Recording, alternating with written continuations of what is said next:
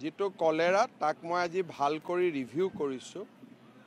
কিছু ইয়াৰে বাগানৰ ব্যক্তি পশ্চিমবংগৰ হাওড়াত কাম কৰিব গৈছিল আৰু তাৰ পৰা তেওঁলোকে কলেৰাৰ বীজাণু লৈ তেওঁলোক নিজৰ বাগিচালৈ উভতি আহে আৰু তাৰ পৰাই কলেৰাৰ প্ৰাদুৰ্ভাৱ হয়।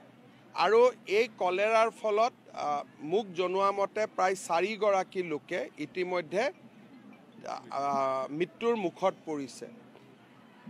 আৰু এই 4 গৰাকী লোকৰে কমন হিষ্ট্ৰীটো একেটাই যে তেওঁলোকে যি মানুহ বাহিৰত গৈছিল তেওঁলোকৰ লগত একেলগে তেওঁলোকে বিভিন্ন সভা বা বিভিন্ন ধৰণে খোৱা বোৱা কৰোঁতে তেওঁলোকে একেলগে আছিল। এতিয়া আমি পানীৰ চ'ৰ্চবিলাক 4খন বাগানত ইয়াক দেখা গৈছে। 4খন বাগানতে আমি পানীৰ চ'ৰ্চবিলাক নতুনকৈ আমি পৰীক্ষা কৰিছোঁ। য'ত দমকলৰ লগত প্লেট আদি লগাই যাতে বেয়া পানী যাতে মাটিৰ ভিতৰত পুনৰ এবাৰ ভূগৰ্ভত যাব নোৱাৰে তাৰ কাৰণে বিভিন্ন ব্যৱস্থা আমি হাতত লৈছোঁ। আৰু মই বিশ্বাস কৰোঁ যে অহা 4-5 দিনৰ ভিতৰতে এই পৰিস্থিতিৰ ওপৰত আমি নিয়ন্ত্ৰণ কৰিবলৈ সক্ষম হ'ম। যেটো কলেৰা তাক মই আজি ভাল কৰি ৰিভিউ কৰিছোঁ।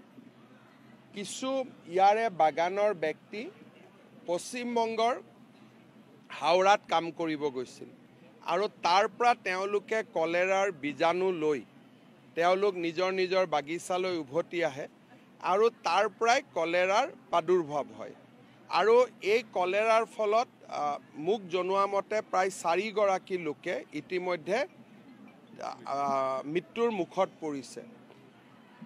আৰু এই 4 গৰাকী লোকৰে কমন হিষ্ট্ৰীটো একেটাই যে তেওঁলোকে যি মানুহ বাহিৰত গৈছিল তেওঁলোকৰ লগত একেলগে তেওঁলোকে বিভিন্ন সভা বা বিভিন্ন ধৰণে খোৱা বোৱা কৰোঁতে তেওঁলোকে একেলগে আছিল।